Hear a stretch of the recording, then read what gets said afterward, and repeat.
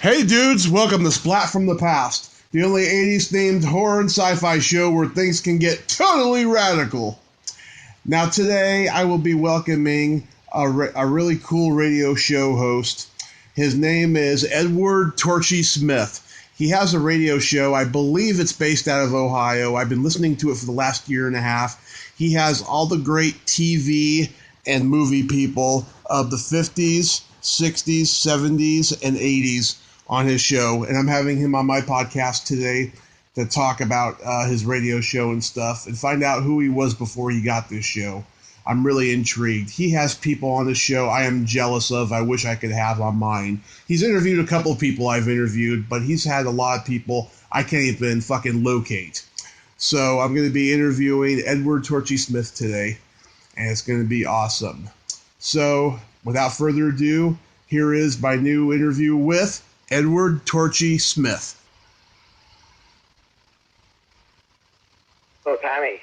Hey, Torchy, welcome to the show. How are you? Oh, better than most people I run into. How's that? Great. Thank you so much for taking the time today. Surely. My pleasure. Yeah. So, going back to the beginning, long before your radio show started, I mean, what did you set out to be growing up? Rich. Well, we all want that. That's a good question. My ambitions were, I was a graphic designer, actually.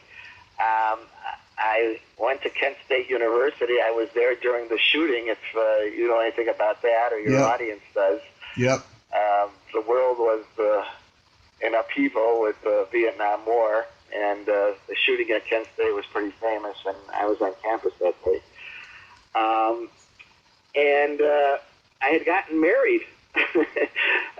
Like many of my friends, a whole generation got married early. We had the confidence to didn't care so much about money and certain things, and we just went and got married.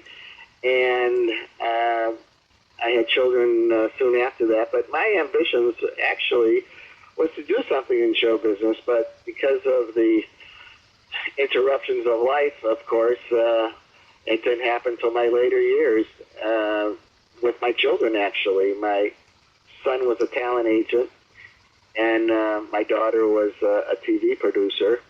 Mm-hmm. And my connections in Hollywood started that way, or even before then. Went to a school called Shaker Heights High School, which was pretty famous in those days. Shaker was probably the number one high school or number one school system in the country for many, many years. And so, again, like many mixed-up kids facing Vietnam, life just happened. So that's the best way I can describe that. Wow, where did you get the nickname Torchy? Well, that's interesting enough. I was born with bright red hair. The nurse brought me to my mother, and she said, "Here's your little torch." And right away, I was named Torchy, and actually was enrolled in school under that name. So that kind of screwed me up mentally until I learned at third grade that wasn't really my name. But the nickname stuck, and because I always lived in this area, I always used it other than business, and people remember me that way, and even relatives didn't know my real name. So Torchy just stuck, and I'm 72 years old and still called Torchy. So. That's awesome. And I have red hair some places where I'd have to prove it by taking my clothes off. But other than that, I do have red hair, but not as much as I used to. That's awesome. So yeah, I mean, growing up, I mean, obviously you just loved movies and television, right? Of course. Yeah, I was into the old TV as long as possible that you could see it, and now it's back on with Me TV. We call the station here, it's called Me TV, and I'm sure it's in other markets. And yeah, that's what I live for. I'm out of the closet of being a born again how can I put it, a person who lives in the past.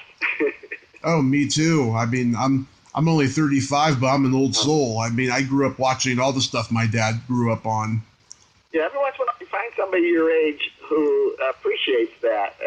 They watch Turner Classic Movies and watch the old Twilight Zones and classic TV. Yeah.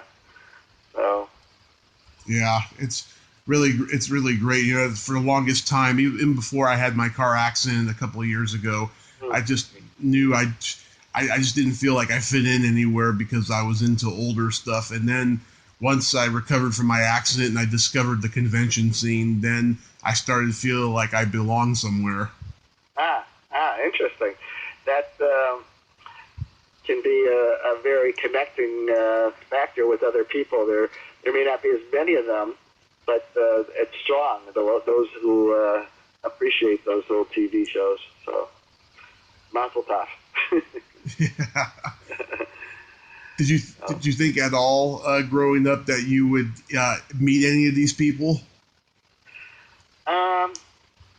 Actually, yes. I'm gonna be a little bold about that. Yes. I think because I used to date a girl here in Cleveland who also dated Tony Dow. Tony Dow was Wally, of course, from Leave It to Beaver, and I just had a feeling that some of the connections I had, and people who later on from my high school who became involved in show business, that I would. I'll give you an example. A friend of mine, Bennett Tramer, created Saved by the Bell. Yes. And he used a lot of old shaker names. And so I think if I would have moved out there and would have taken that step, I think I could have made it. You know, a lot of people, so many of them go out there, of course, don't make it. But I think I could have. Mm-hmm. And so my time came when later on, so to speak, and I went for it. But I always felt a connection to and wanted to be the Beaver, or wanted to be Paul Peterson or somebody like that. So. Yeah, when I was growing up, I didn't think I would meet the people that I've met in show business and stuff, but I always hoped I would. You know. Yeah. It was just a hope, Yeah. and I didn't think it would actually happen, though. Yeah. Yeah. And another thing is, I even explained in my book, because I had the technology of today, and most people my age probably don't, they're not tech savvy enough. When I started my radio station and radio program, rather, nobody else my age knew how to go about doing that. They weren't conversed in doing anything on the internet so much. So that really helped for my so-called success and reaching out to all these people. Mm-hmm. So how did Baby Boomers Radio come up for you? Well, as I explained in my book, I had the interest, and I thought, well, I am interested in just baby boomers, not necessarily the stars. And I tried something on a platform called Shoutcast. Mm-hmm. I don't know if you know what that is, but Shoutcast is sort of like you can have your own radio station, so to speak. Yeah. And I did that, and I had a call-in program, and nobody called. Those are my friends. And I said, well, this is going nowhere. And I said, how about if I reach out and do something with celebrities? Then people would be, interested. And I knew some local celebrities. I played golf with a guy named Wes Levine, who's a local sports announcer here. Mm-hmm. And I had him come over and do a little radio thing with me. And I put it out there to my Facebook friends, and that got me started. And he helped me a little bit. And then I said, well, that's good, but I'd like to go national. And who do I know? And I said, well, I happen to be friends with Geraldo Rivera, but I'm not going to call him right away. That's a whole other chapter in my book, how I'm friends with him. But I thought, well, I always liked the Mouseketeers. Mm-hmm. Who's the least known of the Musketeers? Maybe I'll start at that end. And it was somebody called JJ, who Mm-hmm. for a short time. Yep. And I called JJ up, and he said, "How'd you get my number?" And I said, "Well, I said I looked it up. And how did you find me?" And then he says, "I don't want to hear anything about this. I don't. If you mention the Musketeers, it's something I want to gag about." And she's just like, "Oh my God, how did I get myself into this?" But since I was in sales, he didn't put me off too much, and I just kind of laughed about the whole thing. And I said, "Well, okay." And then he says, "Tell me something about you. Well, how did you?" And we started talking. And lo and behold, I talked to him for 45 minutes. I said, "If I would have taped this, I would have recorded this. That's all we had to do." and I'm sorry I did. But he said, "I'll tell you what. I'm going to give you the first interview I've given anybody in years about the Musketeers." I said, "Great." And lo and behold, we set a time, and that got me started. And then I said, "Well, I can't believe he was telling me." He said something like, every person who was a Musketeer, he wondered why they didn't shoot themselves afterwards. And he was, down and out about the whole thing. But he was, half the time he was putting me on. And he was like a motorcycle guy, and he'd been kicked off Facebook a couple times for things that he said. I mean, he's, very inappropriate about everything. Yeah. And politics. And so I decided to call Cubby. And because of, I'm not going to mention it on the air about how I get these numbers, but I was ahead of my reunion, so I know how to use the internet site that I was able to find people's personal phone numbers. And I called Cubby, and I talked to his wife, and I said, "I did an interview with JJ." She said, "You did?" And I said, "Yeah." And so I sent it to her, and she listened to it, and she said, "Well, Cubby listened to it, and he wants to set the record straight." Well, after that, she helped me get all the rest of the Musketeers, and that's how I got started. Wow. What year was this? 2 years ago. 2 years ago, yeah, because I discovered this show last year on the internet, and I've enjoyed it ever since. The only thing I don't like about it is that it can be too short. Well,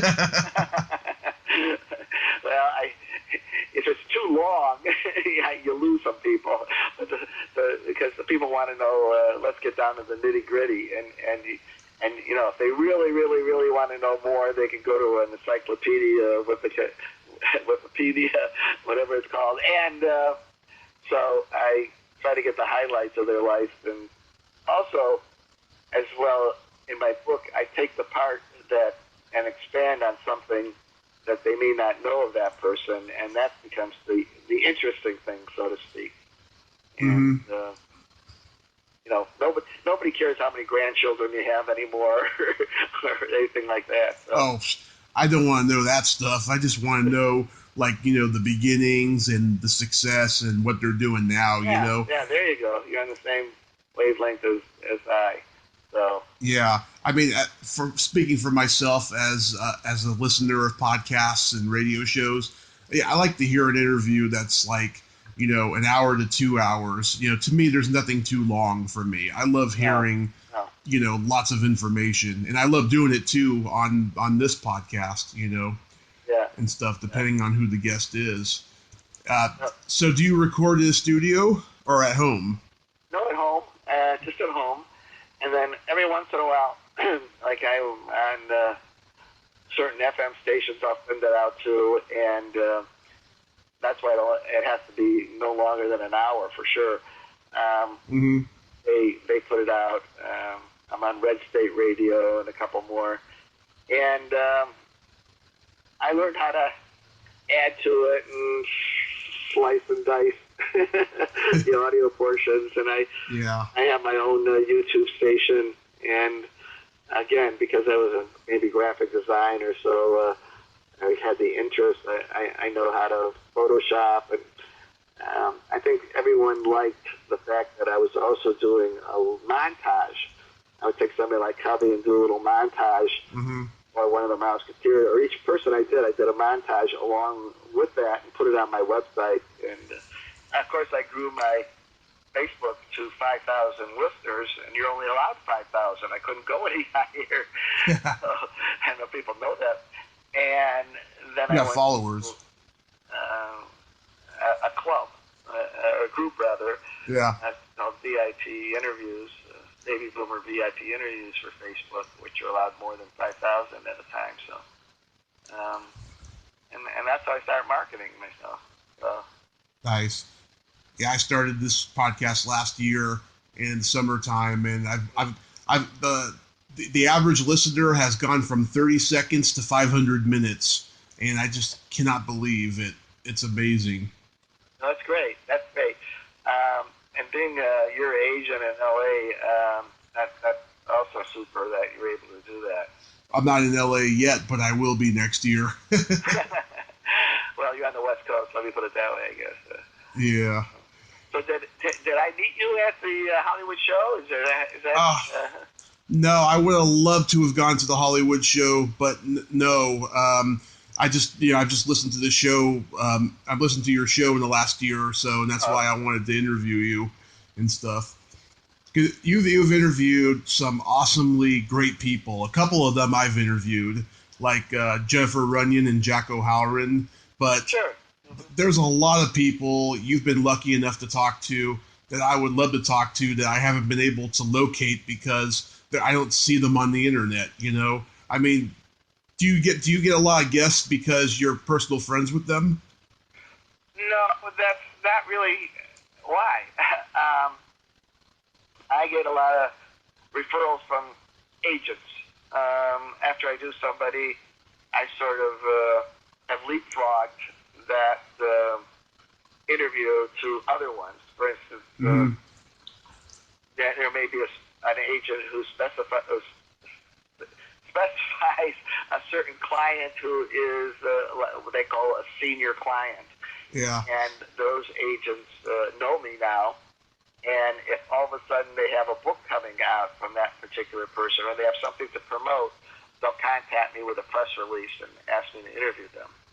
You have to remember that most people who are willing to spend the time interviewing have something on their end they want to sell or promote. Right. And that's how I do it. Mm-hmm. And I let them do that. I do it in a way that I got the word around from agents that I do a good job of that. And they know I'm not Howard Stern. I'm not going to mention certain things and surprise them with the dirt, let's say. But there's always something surprising. That's the good thing I found out. You don't have to get salacious or sexual and talk about divorces and affairs and all this other stuff unless they want to. You don't have to surprise them with any of that type of stuff. And yet there may be a sample of something, oh my gosh, that's really surprising, and the audience really tunes in for that particular thing.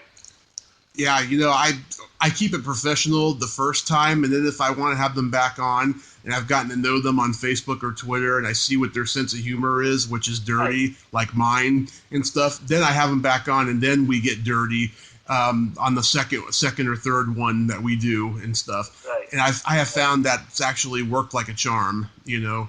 Yeah, and you'll find out, as you probably already have, that some people are easy to interview, and some people can be disappointing.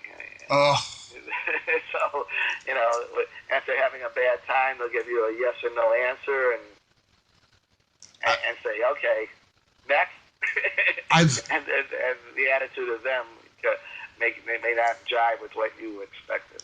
I've been very lucky. With close to almost 300 shows, I've only dealt with that maybe 2 or 3 times. I've, for the most part, have interviewed people who are very informative and forthcoming and stuff.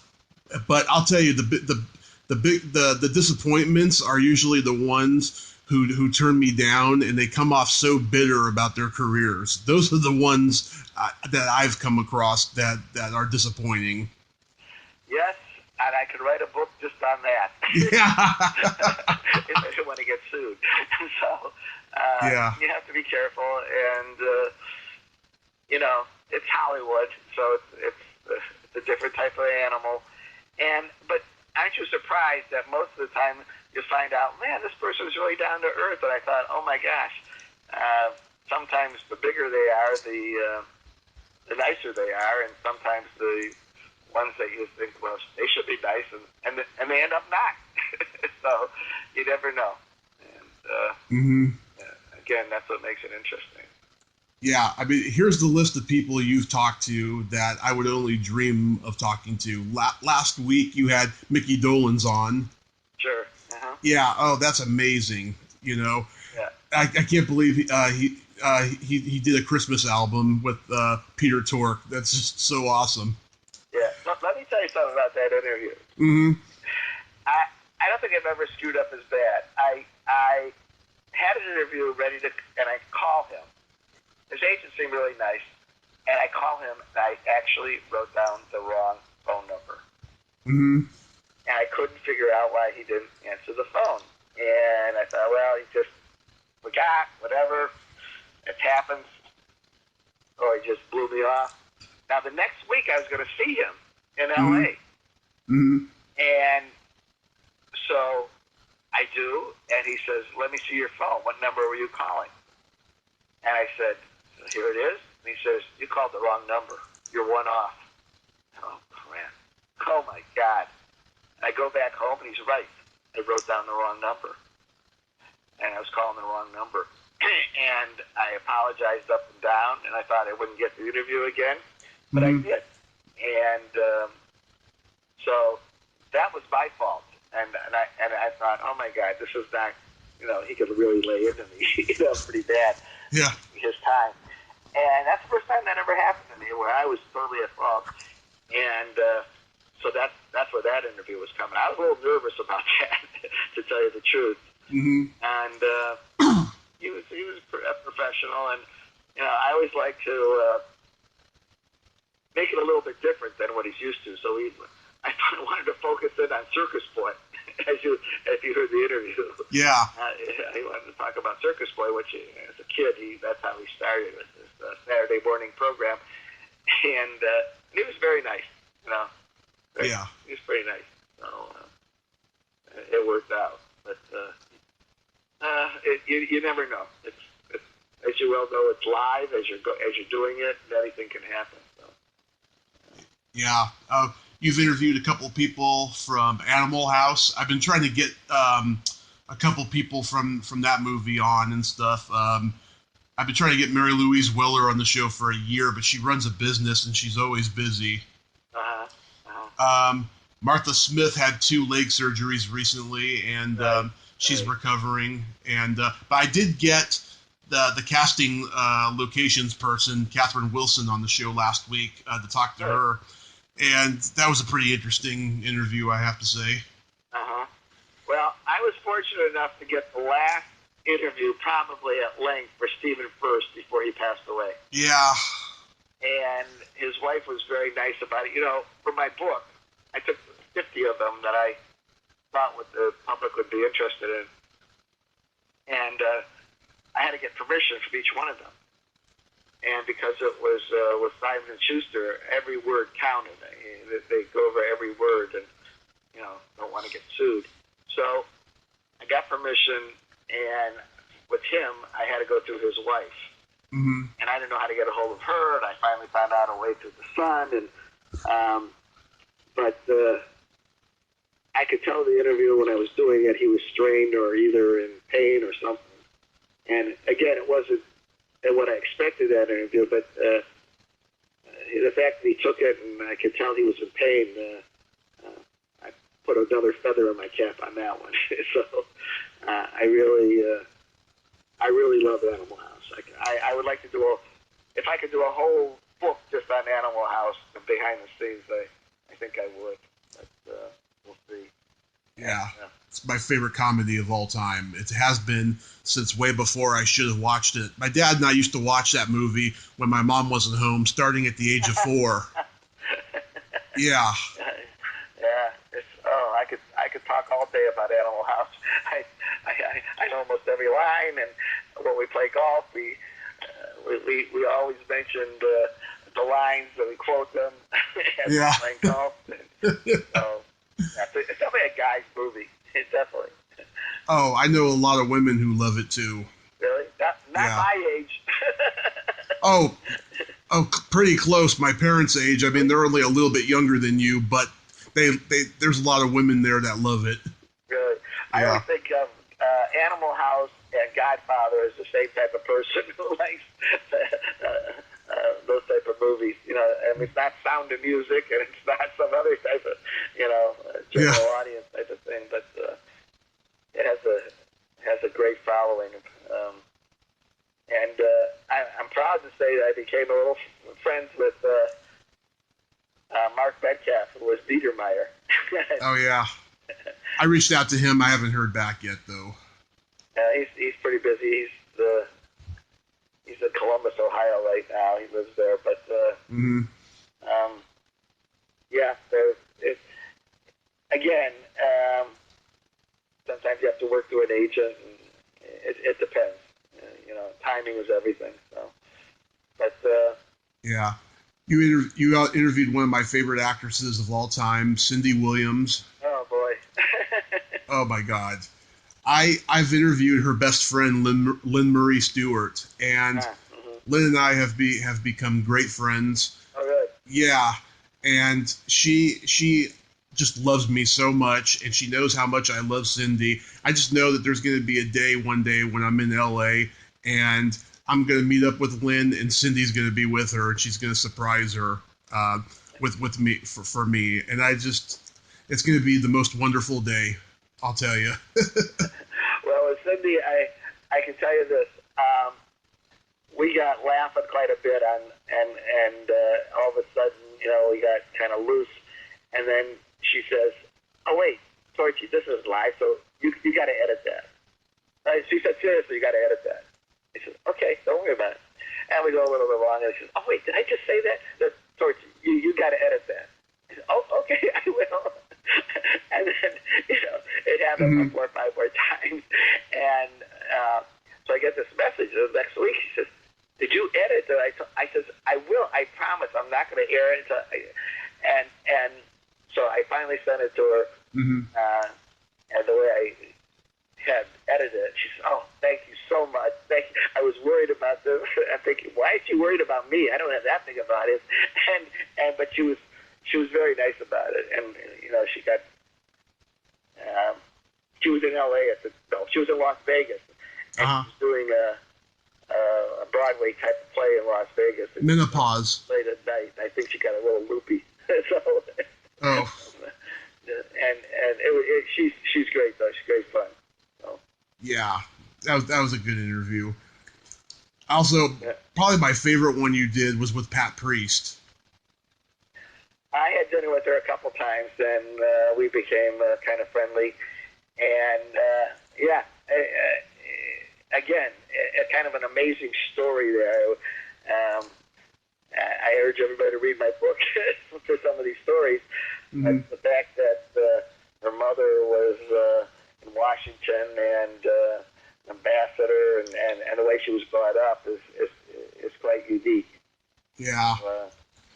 Yeah, I was struck by the fact that even though she's in her 80s, she still has that exuberance in her voice that she had when she was like 25, Yes. And she gave me some inside scoops about the Munsters. It was quite interesting.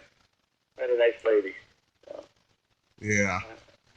And you've interviewed John Provost. I've interviewed his wife, Lori, twice.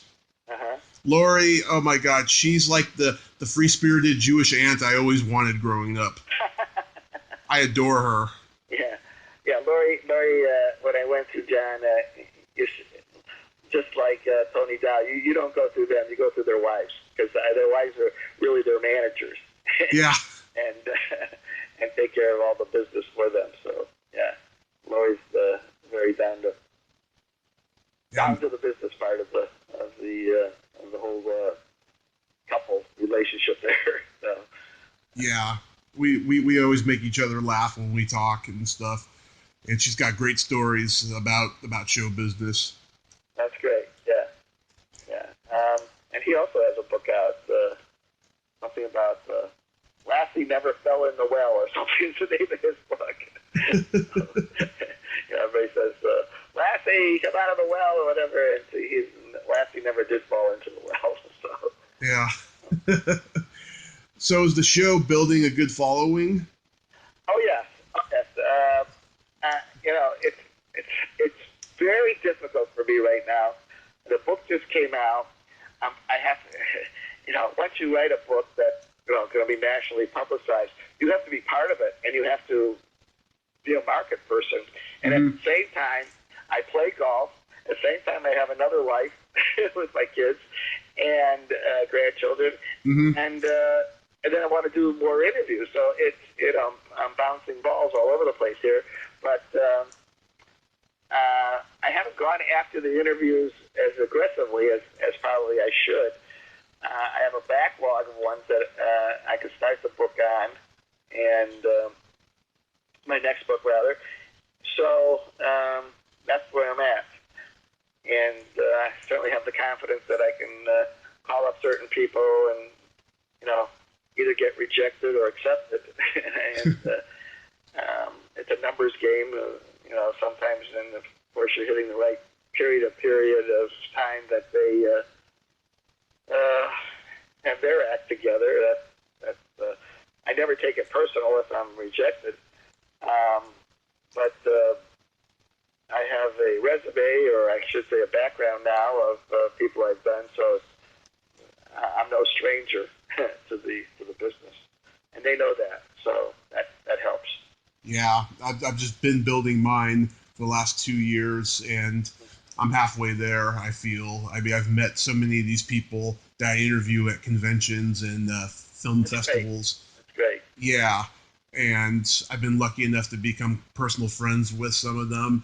I got some of their numbers, and we text each other regularly and stuff, Oh my God, I'll tell you though, I get a lot of trolls finding me and asking me for the numbers of certain people I interview, right? Really? Yeah, it's pretty scary. It's actually calmed down now, but like earlier this year, it happened quite a bit. Yeah, I've never, I could say, I'm trying to think if I never have given out a number, but I have once in a while, after I know that they're going to help them, not necessarily a fan, or they're reaching out for another radio interview or something. But yeah, that's a given. You don't give out those numbers. So yeah. Because if they really want, they claim to be podcasters, right? If they really want to, get in touch with this person, they can talk to their manager, or they can just message them directly on social media. They don't have to ask me for it. Right. It's just really insulting, I think. But is there anybody you really, really want on the show that you haven't been able to get yet? Oh, that's a good question.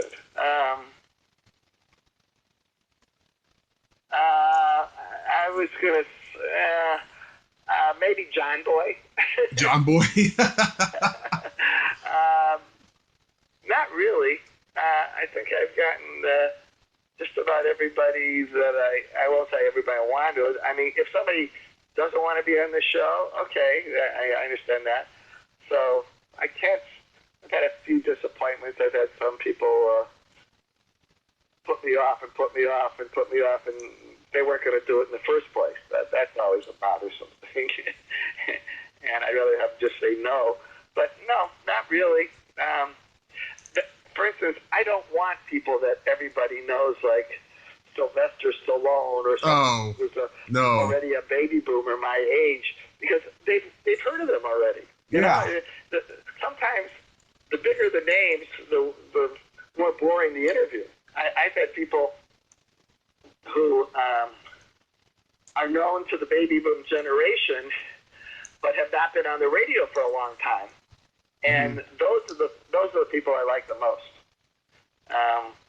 The more famous, they'll go on talk shows and that type of thing, and big deal. You know, everybody knows everything about them already. Yeah. So I'm not interested always in the biggest names. So I mean, that's my shtick, so to speak. Yeah, I don't want to really talk to anybody A-list. The closest to an A-list celebrity I want to talk to, and it might happen after the holidays, is Ileana Douglas. Oh, well, there you go. Yeah. Really quickly, do you have an episode this week? Yes, I do. Glenn Scarpelli. Oh, my God. Really? Yeah, and I'm not sure when I'm going to put it out, but it's going to be out this week. I already did the interview, and we had talked at the Hollywood show, and I found it very interesting. He had a little tough time. He came out gay, and I told him, well, if you come out gay today, you triple your audience.